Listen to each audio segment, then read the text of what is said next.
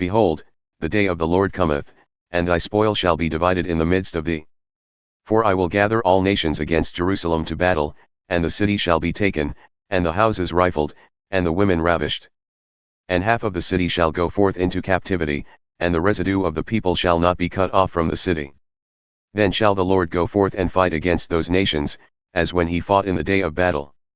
And his feet shall stand in that day upon the Mount of Olives, which is before Jerusalem on the east, and the Mount of Olives shall cleave in the midst thereof toward the east and toward the west, and there shall be a very great valley.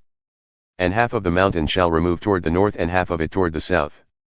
And ye shall flee to the valley of the mountains, for the valley of the mountains shall reach unto Azal. Ye shall flee as ye fled from before the earthquake in the days of Uzziah king of Judah, and the Lord my God shall come, and all the saints with thee. And it shall come to pass in that day that the light shall not be clear nor dark. But it shall be one day which shall be known to the Lord neither day nor night, but it shall come to pass that at evening time it shall be light.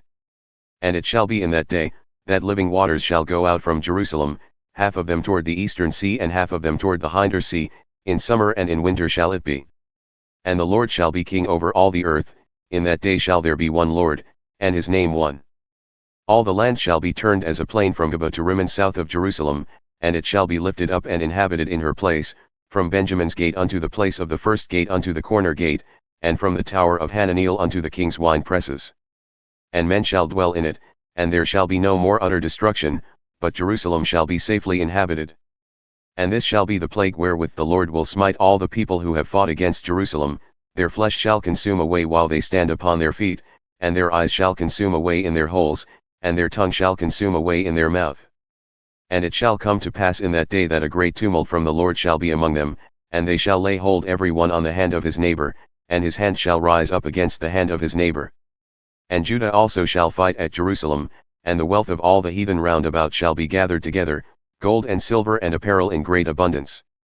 And so shall be the plague on the horse, on the mule, on the camel and on the ass, and on all the beasts that shall be in these tents, as this plague. And it shall come to pass that every one who is left of all the nations which came against Jerusalem, shall even go up from year to worship the King, the Lord of hosts, and to keep the Feast of Tabernacles. And it shall be, that whoso will not come up of all the families of the earth unto Jerusalem to worship the King, the Lord of hosts, even upon them shall be no rain. And if the family of Egypt go not up and come not, upon whom there is no rain, there shall be the plague wherewith the Lord will smite the heathen who come not up to keep the Feast of Tabernacles. This shall be the punishment of Egypt and the punishment of all nations that come not up to keep the Feast of Tabernacles. In that day shall there be upon the bells of the horses, holiness unto the Lord.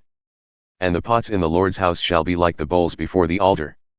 Yea, every pot in Jerusalem and in Judah shall be holiness unto the Lord of hosts, and all those who sacrifice shall come and take of them and boil therein. And in that day there shall be no more the Canaanite in the house of the Lord of hosts.